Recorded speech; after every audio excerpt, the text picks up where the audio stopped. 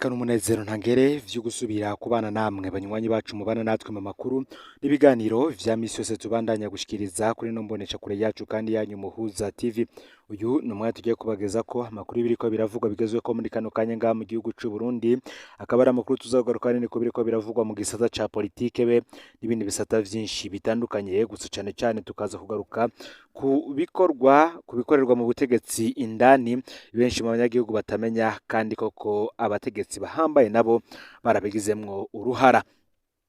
Ni kenshi cyane kuri uyu mugabane wa Afrika bikunze kugaragara ko zimwe mu ndongozi zikomeye cyane yo mu gisirikare, mu mugambwe ndetse no muri politike y'igihugu zicwa zikiri mu mabanga. Ngaha mu gihugu c'u Burundi naho vyagiye biragaragara kenshi, aho benshi mu bajenerali bagwanye mu rugamba rwa CNDD-FDD kuva ikiri ku rugamba gushika ku butegetsi, nabo abenshi bagiye baricwa, abandi bagapfungwa, abandi bakagirizwa ibindi bitandukanye kugira ngo bigizweyo nabo baba bari kumwe canke se bahanganye nabo mu butegetsi. Hari inkuru yagiye ahabona mu mezi make aheze, aho hari haciye imyaka 9 leta na General Adolphe Nshimirimana agandaguwe. Hari benshi mu babanye baganiriye ivy'amabanga yiwe ndetse n'ingene vyagenze kugira ngo akurwe mu buzima, yicwe kandi bigakorwa n'abari begereye ubutegetsi bwa Perezida Nkurunziza be n'abandi benshi bari bamwegereye. Ngo nubu nuko hari ibihari kubera ko ayo mabanga hari abo yoshobora gukwegera, hari n'andi makuru azotangazwa mu minsi iri imbere. Gusa amakuru tugiye kubasangiza hano yavuye kuri umwe mu bagenzi b'umuhisi avuga ivyo yabonye vyamutangaje umunsi imbere y'urupfu rwa General Nshimirimana be no ku munsi yiciwe ko nk'uko abitangaza. Ndagoye akaze rero muri ano makuru bivanye naho dukurikirana uherereye uri ngaha mu gihugu c'u Burundi mu ntara zigize ubuseruko, ubumanuko, uburaruko, uburengero, abari mu bisagara bitandukanye bigize igihugu c'u Burundi, abadukurikirana barere mu karere ka Afrika y'ibiyaga binini, abari ku mugabane wa Afrika ndetse n'abari mu makungu ya kure, mwese ndabaye kaze muri ano makuru, kandi uko fyende subscribe canke sabone niba utari wafyondako. Nkuko vyama ntitwigera tuvuga uwaduhaye amakuru kugira ngo ntitumukwegere. Waduhaye inkuru yatubwiye ko kwigenekerezo ya mbere ukwezi k'umunani umwaka w'ibihumbi 2015 yagorobereje ku kirabo iwabo w'abantu ca Adolphe Nshimirimana. Ico gihe yarafise ubutumwa yarungikanywe na kimwe mu bihangange vy'ico gihe ntituvuga izina. Yamubwiye ati, ndagusavye ubwira Adolphe ko bagira bamwice kandi ko ingingo yafatiwe mu bakomeye cyane. Jewe ntiyovyemera ndabimubwiye, ariko wewe aravyemera, mubwira basi azariyunguruza muri rya jipe Brende. Waduhaye inkuru akaba yavuze ko hari haciye amezi make cyane General Adolphe Nshimirimana ahaswe kuraswa mu Kamenge, kuva ubwo Perezida Nkurunziza nawe yobari yahaye amajipe mutamenwa Brende abategetsi batatu, harimwo Adolphe Nshimirimana na Arengiyeme Bunyoni. Bunyoni we yari yaciye yongereza umutekano wiwe, yongeramwo izindi modoka muzimugendanira, abandi bose bo baciye batangura kugendera muri izo jipe, ariko Adolphe Nshimirimana we yayigenderamo mw'ijoro gusa atashe. Ku murango yabandanije kugendera muri kamyonete double cabine n'ubundi yakoresha mu kwiyunguruza mu minsi isanzwe.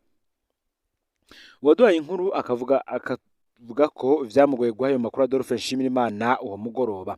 Yari yicaye mu kirabo iwabo w'abantu, ariko asangira agacupa n'abantu bane tudashimye nabo ko batomora. Uyu muntu ngo yaramubwiye ko amukeneye cyane, ariko aguma yicariye muri ba bantu. Yaratinze aramuronka wenyene, aramuha ya makuru. Wa muntu yatubwiye ati, naratangaye cyane, yanyishuye ngo niho ukivyumva. Ndabimaranye ukwezi uko namubonye wame ngo yaramaze kwakira urwo rupfu, yararindiriye isaha yarwo gusa.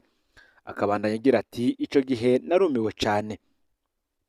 Uwo mugoroba iwabo w'abantu Adolphe Nshimirimana yararindiriwe n'abantu benshi cyane cyane abari bakeneye ibiti. Perezida Nkurunziza yari yimirije gutangura ikiringo ca gatatu, rero hari benshi bariko barisabira murantunge, hari benshi bariko barisabira bafata ko Adolphe Nshimirimana bavugiye bice bikunda. Abo bantu rero ntiyabakiriye, hari bamwe bahisemo kurara iwabo w'abantu kugira bazomuronke bukeye mu gatondo agarutse. Nkuko uyu yaduhaye amakuru abandanya bivuga, abandanya adushitsa ku igenekerezo ya kabiri kwezi k'umunani umwaka w'ibihumbi 2015. Ico cyari igitondo c'ibitutwa, wame ngo imvura ishaka kugwa ariko hari muci. aho yari iwe mu Kigobe. Adolphe Nshimirimana yari yagumye ahamagarwa kuva mu gatondo ka kare n'abavuga ko bamurindiriye iwabo w'abantu. Hari abo we nyene yari yaraye asavye ko bazindukira iwabo w'abantu ngo babonane ivyo abatuma. Hari abandi bari bamukeneye ngo abasabire ibiti muri leta ya Perezida Nkurunziza yari agiye gushinga. Adolphe yavuye aho yaba mu Kigobe hafi saa 2 z'igitondo azi ko agiye iwabo w'abantu, akaca aja ahandi hantu kubonana n'abandi, hanyuma akaca anyaruka ku kirimba kwa Perezida Nkurunziza kumubwira ivyo yaganiriye n'abo bose. Hano harakenewe amatohoza yimbitse ku bijanye n'uyu mubonano yategezwa kuca ajamwo ku kirimba. Adolphe Nshimirimana yavuye muhira abateguye kumwica bamubona, afata ibarabara riva mu Kigobe ciye imbere ya ambasade y'Abanyamerika, hanyuma yinjira ku ibarabara ry'igenekerezo ya 28 Munyonyo, aca imbere y'ibitaro Roi Karidi. Yari yicaye imbere muri kamyonete Toyota Hilux double cabine yirabura, yicaye iruhande rw'umushoferi wiwe yitwa Sanford.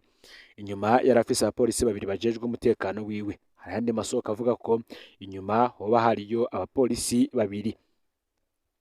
Isaa 2:20 imodoka izanye Adolphe Nshimirimana yari igezaho kuri Boulevard du 28 Novembre yahurira na Boulevard Mwambutsa igabanya umurindi kugira ikate iduga iwabo w'abantu. Ako kanya nyene hashitse iyindi kamyonete double cabine yera irimwo abasirikare 6 bambaye ibintu banyegeza mu maso, bari bafise ibikoho bikomeye nka lance roquette na za mitrailleuse. Iyo modoka ishika ihagarara imbere yarimwo Adolphe Nshimirimana, gutyo yibuza kubandanya. Mu kanya isase roquette iterwa imodoka Adolphe irayihusha, abandi bafise mitrailleuse batangura kurasa. Indi roquette yo igema ya modoka. Adolphe Nshimirimana agerageza gusoka, aca araswa mu mutima abarapfuye. Ni mu gihe umushoferi Sanford we yaza yarashwe yapfuye. Uwundi mupolisi yitwa Ciza yari inyuma nawe nyene yahasize ubuzima. Abasigaye barimwo uwitwa Muvudukabo barakomeretse nk'uko utanga iyi nkuru abitangaza. Iganagurwa rya General Nshimirimana ryari yateguye bikomeye, kuko ico gitondo imbere y'uko araswa abantu bambaye umwambaro w'abacungera umukuru w'igihugu bari batonze kwibarabara nk'uko bigenda iyo umukuru w'igihugu agira arengane. Bamwe bari bafise ibikoho bikomeye, imodoka zindi zo ntizari zemerewe kurengana ico gitondo. Aha rero niho benshi baza kunyifato zitangaje cyane zaranze abakozi b'iperereza ico gihe. Nk'uko vyama mu butegetsi, nta matohoza y'ukuri yigeze akorwa kw'iganagurwa rya Adolphe Nshimirimana. Uyu muntu yatubwiye ati turi benshi dufise ico tuzi mu vyabaye iyo munsi, ariko nta numwe yigeze abitubaza. Sintahura ingene abatohoje batarondeye nk'abo bose bari barindiriye Adolphe iwabo w'abantu, bakaraba ko bamwe ataco bari bazi. Birashoboka ko rero hari abari bamusavye umubonano kugira ategerezwe guca mu kibanza yarasiwemwo. Imibonano yose yari afise yari ikwiriye kwigwa n'abatohoje. Inyifato za bamwe mu bakozi b'iperereza ngo zari zikwiye gutohozwa neza, ngo bikaboneka ko rero bamwe bashobora kuba bari bazi umugambi wo kwica Adolphe Nshimirimana. Inyuma y'urupfu rwa General Nshimirimana, Perezida Nkurunziza yaratanze indwi imwe gusa ngo abamwishe babe bafashwe. Inyuma y'iminsi 6 gusa, Procureur General de la République Valentin Bagorikunda yatangaje ko abarashe Adolphe Nshimirimana bamaze gufatwa, ko hari hakironderwa ababatumye. Nivyo hariho umugwi w'abasirikare n'abapolisi batoye bafashwe bagizwe ko bishe Adolphe Nshimirimana, ariko vyaragoranye ko habaho urubanza rwabo. Inyuma y'imyaka yaraheze bapfunzwe bataburana. Iyo bishitse rero hakabaho uboneka ko afise ivyazi yarafatwa akicwa n'iperereza. Ni mu gihe kandi Pacifique Ninahazwe nawe n'ishyamwe ry'FOCODE batoje ku bantu babiri biboneka ko hari ico bari bazi. Umwe yaranyujwe n'iperereza araburwa irengero, uwundi we yasohowe ibohero rikuru rya Gitega aricwa. Biboneka ko ubutegetsi budakeneye ko uwufise icazi aja mu rubanza, ahubwo aricwa. Parike vyarananiye rero kwerekana uruhara rw'abafashwe. Kugeza ubu urubanza rwabo ntirurahera. Bamwe Valentin Bagorikunda yavuga ngo baracaronderwa ngo nibo bategetse iryo gandagurwa. Ivyahereye ngaho yabivugiye, nta numwe yasubiriye kuronderwa. Aho yaburana, General Rengiyome Bunyoni yavuze ko abisha General Nshimirimana batigeze bafatwa. Yavuze kandi ko igihe we nyene ahunga baje kumusaka yanse kwicwa nka Adolphe Nshimirimana. Amajambo asa nasigura ko ubutegetsi ubwabwo aribwo bwoba bwariciye uyu mujenerale Adolphe Nshimirimana. Adolphe Nshimiyimana rero yari afise abansi mu mpande zose, mu batavuga rumwe n'ubutegetsi, mu butegetsi bwa Nkurunziza, mu makungu. Urupfu rwe rero ngo rurashobora kuba rwarakozwe ko n'abantu bo mu mirwi yose nk'uko bikunze kuvugwa. Amwe mu makuru dufise twahawe n'abari begereye Perezida Nkurunziza ntituragira kuyavuga kugira ntidukwegere abayaduhaye. Ngibi rero ivyabaye mu gihe Adolphe Nshimiyimana yicwa, bikaba bivugwa ko nawe yari amaze igihe kinini azi inkuru irabana n'ivy'urupfu rwe, gusa we akaba yaranse guhunga abo bansi we mu butegetsi, n'ubundi akaguma ahanganye n'ubwo wiwe atarazi umunsi n'igihe abo bari barateguye ivyo mugambi wo kumugandagura bari bamaze gushikako. Nemwe kandi iyindi nkuru igaruka ari babana bo kuri lycée Busiga, ngo vy'ukuri bano bana bararenganijwe. Nkuko ingingo ya 45 y'itegeko ritunganya ubuzima bw'ishure reglement scolaire iratomora amakosa ahanishwa gukurwa amanota 3 twapuwe mu ndero. Ku karongo ka gatatu k'iyo ngingo bavuga ko ikosa ryitwa mordage mu gifaransa. Ku batumva igifaransa, mordage ni izina rivuye muri vuga marde.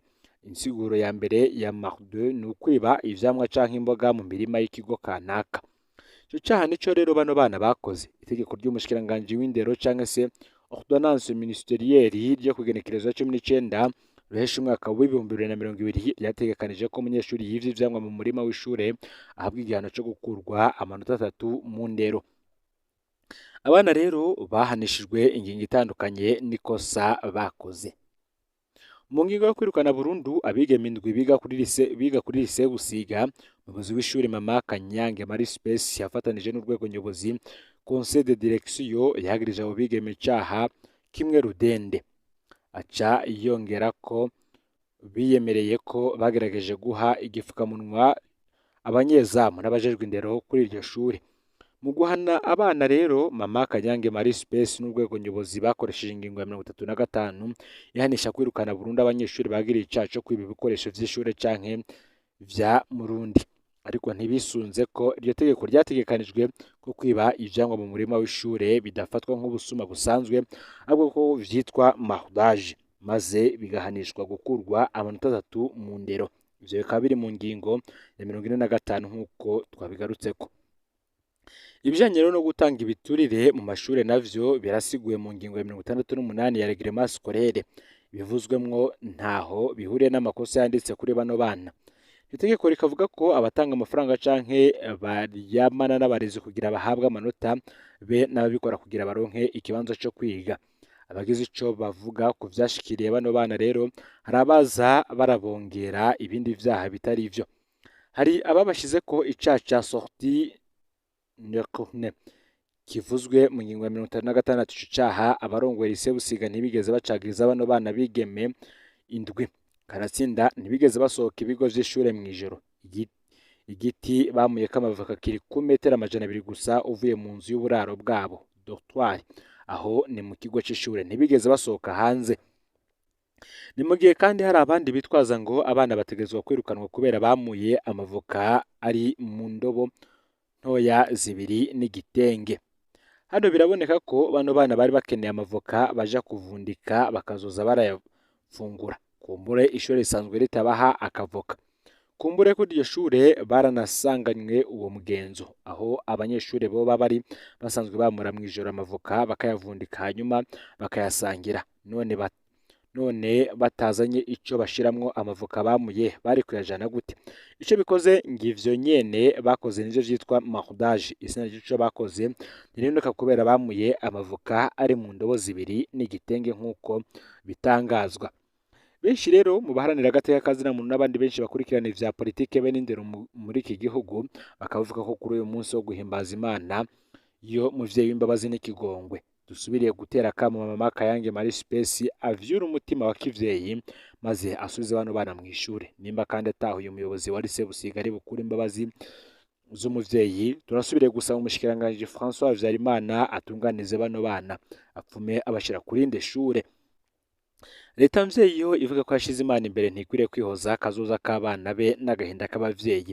Hamwe umutegetsi wese yo kwiyumvira abana bigeme nk'abana biwe, kino kibazo conyaruka gutora umuti. Guhasha umwana wa murundi biroroshe ariko impuhwe ku mwana wawe ziranyaruka. Ngivyo rero ivyari bigezweko muri kano kanya, amwe mu makuru twagomba tubashikirize muri kano kanya. Ufyonde subscribe canke s'abone niba utari wafyonda kugira ngo utoja ucikanwa nadushikiriza, usangiza no makuru bagenzi aho bari hose kugira ngo nabo baje bashikirwa n'abiriko biravugwa bigezweko ngaha mu gihugu c'u Burundi. Iyo biba biriko biravugwa mu gisata ca politike, hagati y'akazina muntu, imigenderanire n'andi makungu ndetse n'ibindi vyinshi. Kandi nanone mubandanye mugira uwakigarama mwiza rwose, muzohahe muzoronke. Imana ibahezagire rero. Ni Umuhuza TV.